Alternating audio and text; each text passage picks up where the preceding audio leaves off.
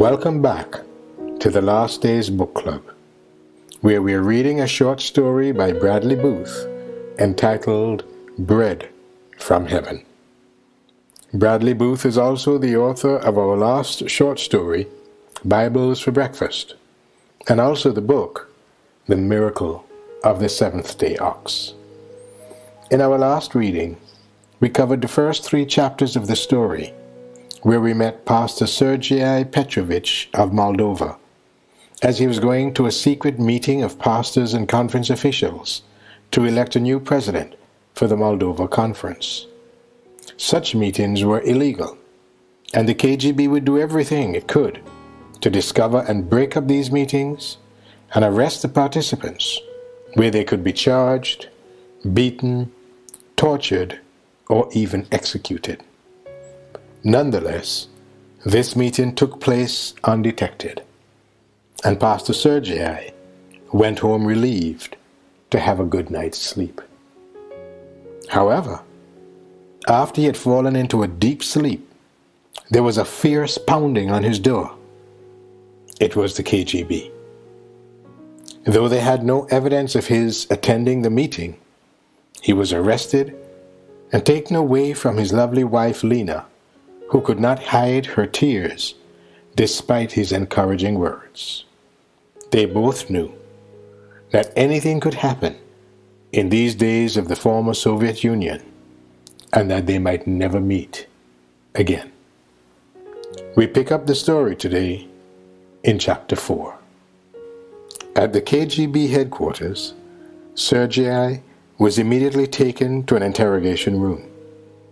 He sat waiting for more than an hour before the KGB officer who had arrested him finally came in. With him was a second officer, a man with cold blue eyes and an angry face. He was taller than the arresting officer, had an angular frame, and was dressed in some kind of military uniform. And he was a chain smoker. Sergei marveled at the way he lit up one cigarette after another, like he was on some kind of a smoking marathon. And then the questions began in rapid succession. Where did you hold your secret meeting? We know you had a secret church meeting during the last 24 hours. What time exactly? Who was at the meeting? Who is the next president of your organization? For 3 hours, the KGB officers questioned Sergei, but always he gave them the same answer. I can't reveal that information, gentlemen. It wouldn't be right. My church members are like family. The mustached officer in the blue suit became impatient now, and he nodded at the other officer, who was still chain-smoking cigarettes. He leaned down close to Sergei's face, a cigarette dangling from his mouth. If you don't give us the answers we want, he growled, we'll find other forms of persuasion. Sergei knew the man was serious. KGB officers were known for their brutality. He was surprised that it had taken them this long to get physical. The 2 officers left, and then a soldier came in and led Sergei away. He took Sergei to a nearby warehouse, tied him to a utility pole, and began to beat him with a rubber hose. Sergei closed his eyes and breathed a prayer. Please be with me, Lord. He could hear the rubber hose whistling through the air before it hit him. But to his surprise, it didn't really hurt that much. In fact, he hardly felt it. How could that be, he wondered? He had been whipped before by the KGB, and it had always been a frightening experience. But then, Sergei remembered a story about John Wesley, who was a great reformer of the church in England during the 1700s. A mob roaming the streets didn't like his preaching and was trying to run him out of town. They began to beat him, using bricks and sticks and bare fists. Wesley felt the blood running down his head and face. But everything the mob did seemed to have no effect on him. In fact, he felt no pain. Sergei had to admit that his own situation was very much like John Wesley's. He could feel the rubber hose cutting through his shirt and the welts rising, but strangely enough, he felt no pain. "Why, Lord?" he kept asking. "Why spare me? You didn't spare Jesus." Finally, the soldier took him back to the interrogation room. The wee hours of the morning had arrived, and Sergei knew he should be tired, but he wasn't. It was like he had had his second wind, and nothing could get him down. Sergei breathed a prayer for strength as he waited for what would come next. He asked God to be with him through this ordeal and help him to be faithful. "Don't let me fail you, Father. Don't let me waver in my resolve to honor you. You sent your Son to live and die for me. The least I can do for you, Lord, is to suffer for the sake of the gospel. I'll do it gladly, with all my soul and strength and mind." And then he prayed earnestly that God would help Lena to be brave. "I know she's afraid, Father, but she can be strong too." He almost smiled to himself as he remembered her stubborn streak. She was persistent, not easily persuaded against her will, and she came by it naturally. Her father and mother were of Jewish descent and had been through severe persecution and exile at the turn of the century. "She'll make it," Sergei thought. "She's a strong woman, and I know God will help her remember the family stock from which she came." After another hour, the 2 KGB officers came back and offered Sergei coffee and Russian black bread. Sergei accepted the bread, but declined the coffee. As he munched on the bread, he thought of all the Bible heroes who had been persecuted because they stood for what was right. Joseph, Jeremiah, Daniel, Peter, Paul, and of course, Jesus. It stirred Sergei's heart to think of their courage and faith on the fire, and it made him want to be even more faithful to God in the midst of trials and persecution. After Sergei had finished his bread, the 2 officers began asking questions again. Relentlessly, they interrogated him, threatened him, and jumped to their feet and screamed in his face, but he wouldn't budge. It was obvious that Sergei wasn't going to betray his church members. Finally, the mustached KGB officer said, "We're finished here. We have orders to make you talk. But if you'll not talk, then there's nothing else we can do but give you the maximum penalty for criminals of your sort." He turned to his fellow KGB officer and nodded again. The tall officer stepped closer to Sergei's chair and looked down into the preacher's face. His cold gray eyes appeared lifeless as he grimly announced, "You are now a candidate for prison in the city of Briseny. They know how to deal with your kind there." Sergei swallowed hard. So he was a criminal now. A criminal? For attending a secret late-night church meeting? If this was the worst thing the KGB had to deal with on a daily basis, then they must truly have an easy life, he thought. But of course, that didn't help him any now. No matter the crime, it appeared that the KGB were going to make Sergei pay, and dearly. Sergei felt no resentment and no anger in his heart toward the men. It was as if the Holy Spirit had come down upon him and given him absolute peace. But by now, he was beginning to feel the effects of staying up all night. Another guard finally came and took Sergei down a long corridor into a prison cell. The narrow cot looked so inviting that he lay down and immediately fell into an exhausted sleep. How long he slept, he didn't know.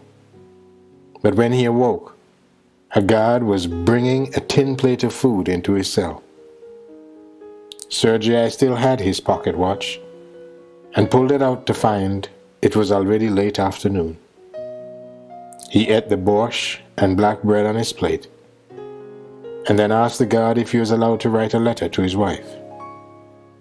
When the guard brought some paper and a pencil, Sergei wrote several pages and then bowed his head in prayer.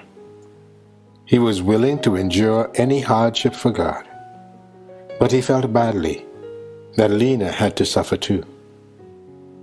But then he realized that he and his wife were in this thing together, not because he was a pastor, but because they were a team for life. They had promised to stay with one another through good times and bad, in sickness and health, till death should separate them. Sergei didn't know if he would ever see Lena again, or if possibly death might soon separate them. But he guessed that this should not be the most important question on their minds.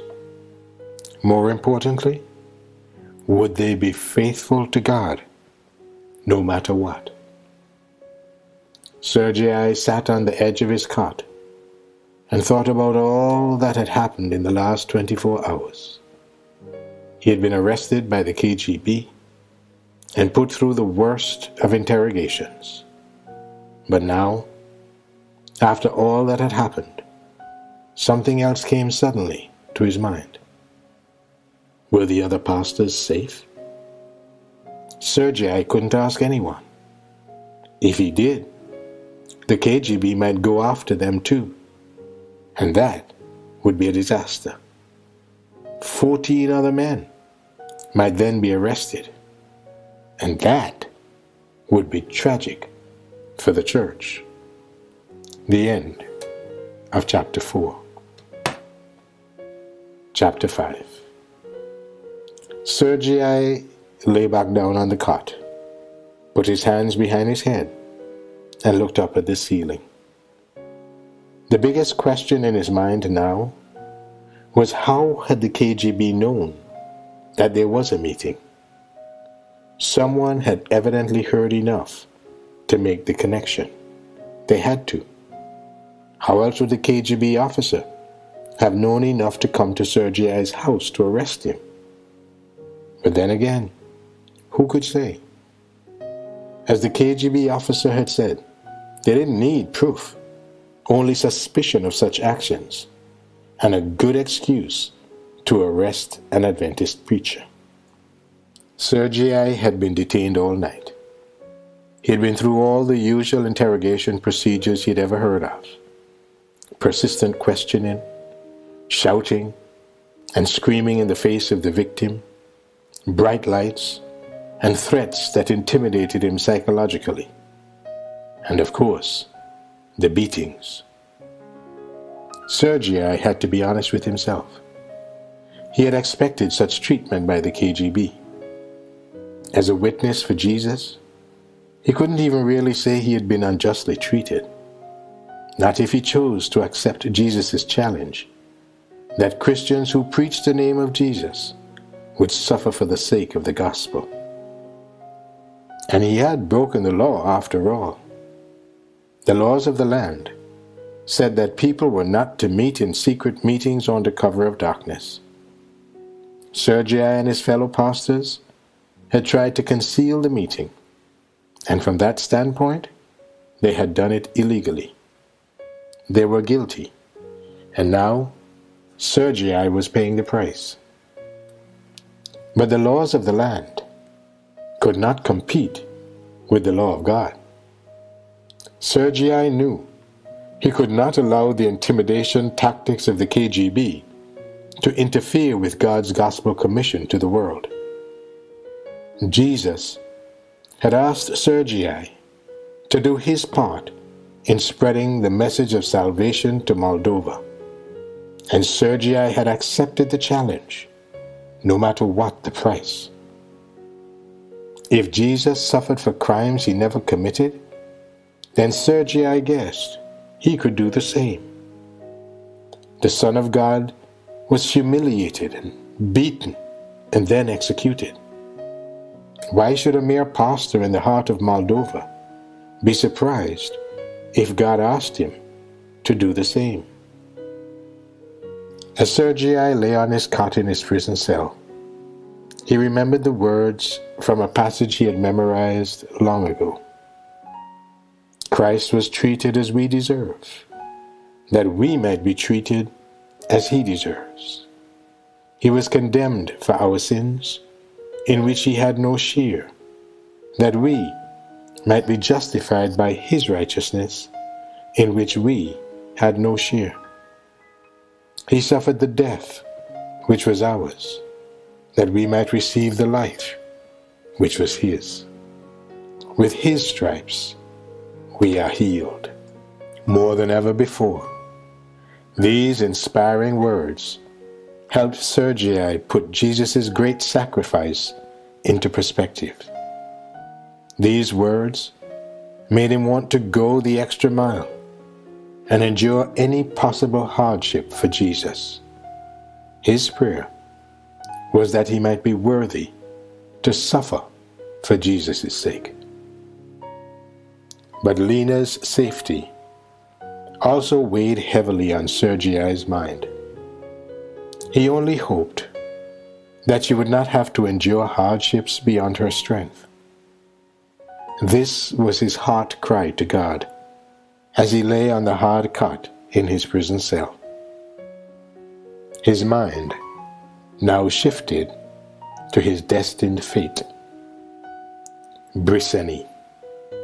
The KGB were sending him to an infamous maximum security prison in Briceni, which was known for its prisoners, men who had notorious reputations for lives of crime.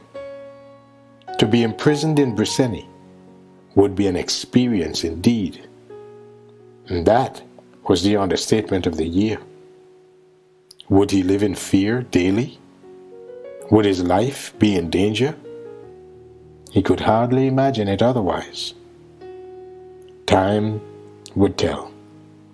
But for now, he knew he had to just wait and trust God to take care of everything. As Sergii contemplated his fate, the scenes of his home flashed before his mind. He remembered the little kitchen and the front room with his overstuffed chair in which he loved to read. In his mind's eye, he could see the end table where he always laid his Bible and the other books used in preparing his sermons. His sermon notes were probably still there, sitting on his open Bible. Lena would pack them all up for safekeeping before she left to stay with her brother. Would he ever be able to preach again?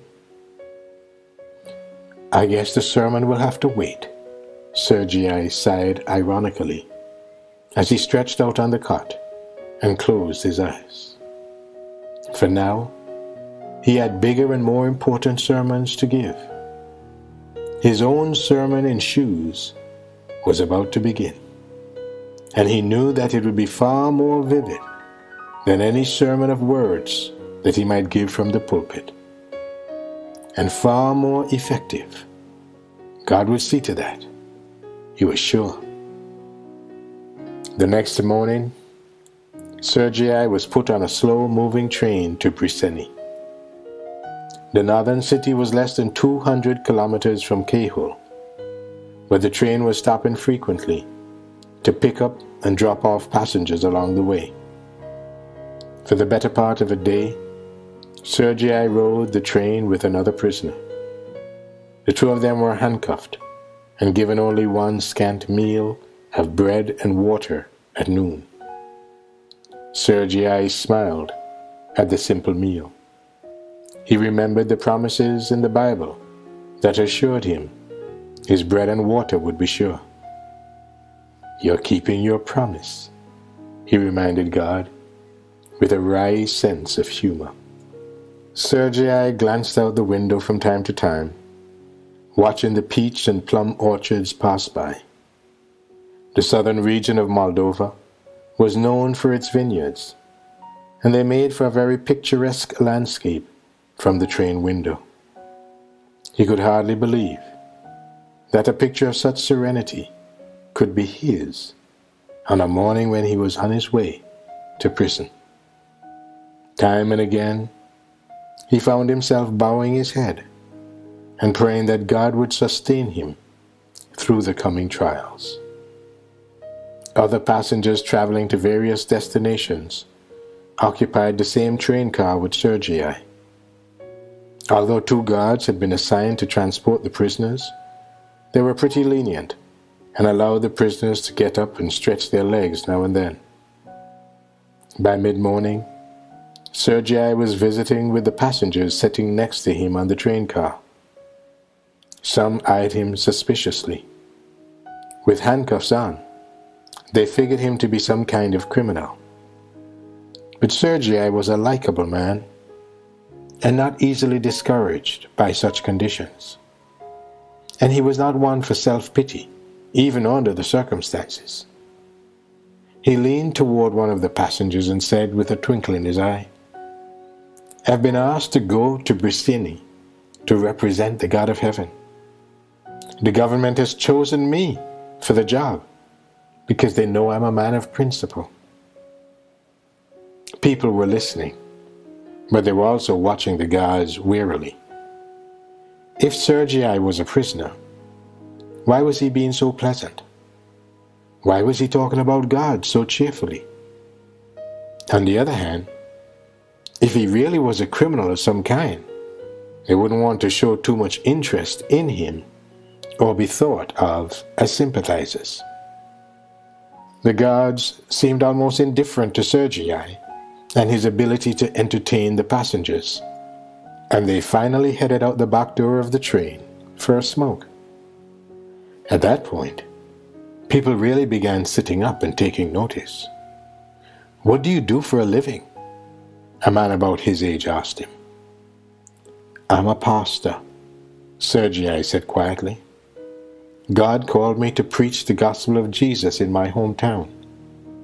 The good news of the gospel is that Jesus, God's Son, came to die for us and save us from sin because we are His children." The train car was deathly quiet now, and all eyes were on him. Sergei realized he was being given a chance for a mini Bible study, and he wasn't about to lose the opportunity. He might be on his way to prison, but he was going to share the gospel as surely as if he were in his pulpit back home. The end of chapter 5. Chapter 6. The click-clack of the train wheels on the track punctuated Sergei's comments. Today, Jesus is in heaven, preparing a home for everyone who chooses to believe in the Son of God. He glanced towards heaven. Someday soon, Jesus will come back in the clouds of heaven to take us to live with Him in heaven. This will bring an end to sin and sickness and sorrow as we know it today. "You look like such a nice young man," A little babushka with a quavering voice half whispered, "So why the handcuffs?" "I am a servant of God," Sergei smiled. "The government tried to force me to provide information about my fellow church leaders, but they're like family to me. I refuse to betray their trust." By now the guards were back, and they were beginning to take notice. This man was receiving more attention from the passengers than they would have expected for a government prisoner. Sergei spoke for a few more minutes on the love of Jesus, but finally, one of the guards pointed at him. "Stop!" the guard shouted, obviously annoyed with Sergei. "Come with me," he ordered, leading the way down the aisle of the train car and out the door at the back. Sergei knew now that the chance to witness for his faith had ended, but he thanked God that he had been able to introduce a carload of passengers to Jesus. They walked through several more train cars until the guard finally opened the door to the baggage car. "You can stay here for the rest of the trip," he growled. He nodded over his shoulder as the second guard entered the car behind him. "Mikhail here will keep you company," he sneered. Sergei sat down on the cold metal floor, leaned against the wall, and closed his eyes. This was a clear case of solitary confinement, intended to isolate him from the other passengers. The devil had interrupted his Bible study and his chance to speak for God on the train, and now the window of opportunity had closed. But God wasn't through with Sergei yet. Mikhail pulled a cigarette from his coat pocket and lit it. As he puffed on the cigarette, he watched Sergei. Finally, he sat down beside him on the floor. "So you're a preacher, are you?" he continued, puffing on the cigarette. "I used to go to Sunday Mass when I was a boy." "Really?" Sergei was interested now. "My mother and father used to take me to a Greek Orthodox church." Those were the good days, he mused. "We lived in Strassany, and my parents were very religious. In spite of what the government said about the superiority of communism, my father always said God was the only real answer to the problems of a country." Mikhail dropped the finished butt of his cigarette on the floor and smudged it out with his foot. "My father didn't have a formal education. Not much beyond basic preparatory school, anyway. He left after his 9th year of school. But he liked to read. He became a self-educated man, and he learned a lot about Soviet history and politics. My mother says she thinks he talked too much, because one day the KGB came and took him away. We never saw him again." Mikhail's face was bitter. "I was only 7. "I'm sorry," was all Sergei could say. "I'm very sorry." "No matter," Mikhail retorted indignantly. "I've never had much use for God since then. My father was a religious man, and God couldn't even protect him against his own government." "And joining the Communist Red Army? It hasn't helped much either, has it?" Sergei glanced at the uniformed guard. "I guess you could say that." Mikhail took off his green military cap. "But?" Sergei studied Mikhail's stern face. Mikhail eyed Sergei curiously. "You're very perceptive," he began to chuckle. I know. You're going to say there are no buts when it comes to God. Huh? That sounds just like my father." "And you still believe that too, don't you?" "Maybe." Mikhail began turning his cap round and round in his hand. "Your father was a wise man," Sergei said. "He didn't die for nothing, you know." That's what my mother always said. It was worth believing. She said it was worth living for and dying for. I've always thought so, Sergei nodded. And when it comes to standing up for God, it's doubly so. Mikhail squinted in Sergei's direction. I believe you really mean that. How does that work for you? It's simple. Jesus came to this world and stood up against the religious leaders of the day. He never backed down.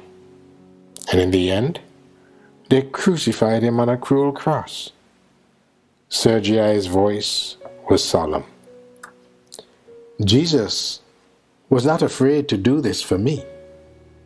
How can I do less for him? I'll get my reward soon, when he comes again to take me home to heaven.